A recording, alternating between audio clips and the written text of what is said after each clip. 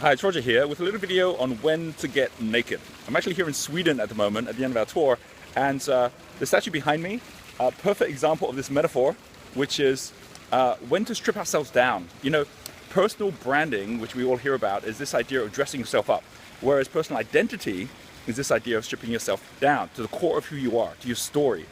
So what's your story? This is not just about what are you going to do in your business, it's about what are you going to do in your life to leave the legacy. And I'm here in the old town of Stockholm at the moment, where I wanted to just tell the story of two people who are both featured here in the old town. So we're going to kind of head up this little alleyway, and while we're going to where these two people are, or where they're represented here, I wanted to also share the three things to really build your own personal identity. So the first one is not about content, it's about context. It's about saying, well, who are the role models that I would have if I could choose three people who lived a life or represented the same values that I represent, that actually went on a path similar to the one I'd like to go on. I know for me, the three people that I've chosen in the last 10 years of my life have been Carl Jung and Joseph Campbell and Buckminster Fuller, people who actually came up with the most incredible models of the world of looking at both the past and the future. And so much of what I do at the moment is really inspired by the kind of life and the kind of journey that they went on. So who would be your three? Who would be the top three people you'd have as a context? We're here in the kind of touristy spot at the moment, so you can kind of see it's pretty beautiful, but kind of quite a lot of people are here around as well. And once you've actually chosen the three people, then just start seeing, well, what is it that they did and how did they do it? What did they learn? This is the second step, which is be the leading learner. This is not about being the teaching teacher where you have to be the expert in something, going out studying everything. It's about just being on that journey where you're conscious and aware that this journey is one in which it is your defining story, as opposed to any one instant, and it's a story which you get to choose starting today. Right, here is this little hotel here I wanted to share with you. See the name of the hotel. It's called the Lady Hamilton Hotel. And let me show you what Lady Hamilton looks like. I don't think she's a relative, but talking about nakedness, she was someone who 300 years ago spent a lot of time naked, and that was because that's Lady Hamilton.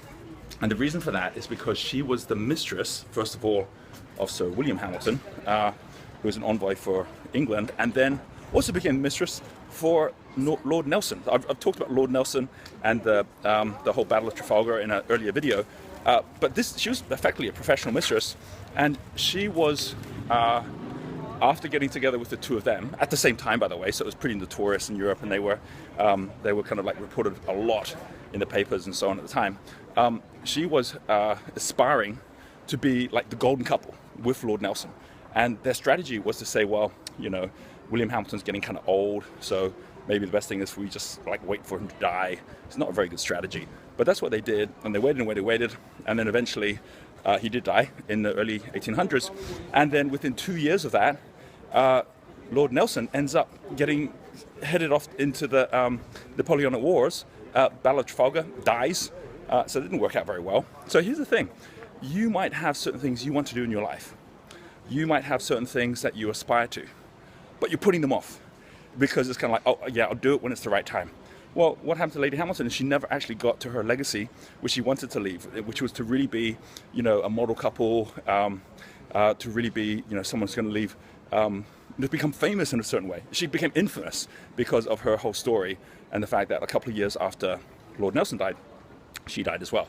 Not a good story, but I share it because the second story is one which allows us to see anything's possible. Here in Sweden, one of the most famous people is someone called Alfred Nobel, because Alfred Nobel is the person who came up with the Nobel Peace Prize. In fact, all the Nobel Prizes, like the science prizes as well.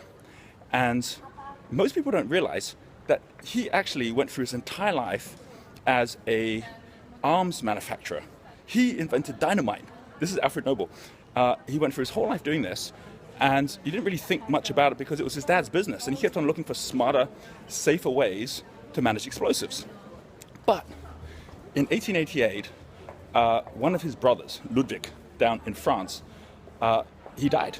And the newspapers mistakenly thought it was Alfred Nobel who died, so they actually wrote like an obituary which said the king of death or the merchant of death is dead. And it was all about how this guy had like killed more people than ever through all of the armaments that he had created. And Alfred Nobel, who'd never really thought about like what was the story that he was going to be remembered for, what was his obituary going to be, he actually got to read it while he was still alive. And he's like, oh my gosh, this is not how I want to be remembered at all. So what he did was he decided at that moment he was going to change everything.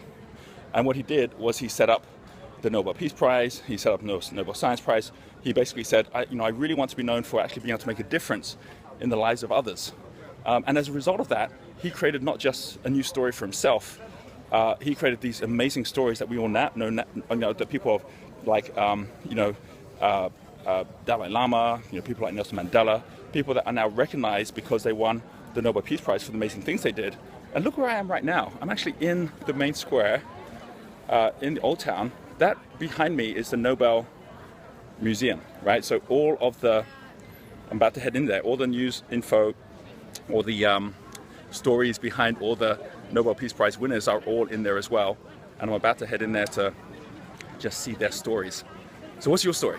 Like if someone like an arms manufacturer who's out just doing the worst things possible in terms of actually serving humanity suddenly ends up getting that conscience and then saying, wait, no, I want to do something different. I want to leave a legacy. And now here he is. And we are now hundreds of years later with this incredible legacy that has been left where he is actually out there honoring so many others as well. So first thing, who are your 3 role models? Second thing, what are you going to be a leading learner in? And then the third thing, and the most important thing of all, is what's going to be your story? What are you going to be an authority in? The word authority has the word author. Author, what is the story you're going to be telling that you're going to build an authority in? This is not history, this is not her story, this is your story. What is your story and what is it that you're going to do to make that difference while you're here on this planet? You build it into your business, you build it into who you are. This is not about your branding, dressing yourself up. This is about your identity, stripping yourself down. And you can start right now, today. All right, I'm heading in and I will see you in the next video.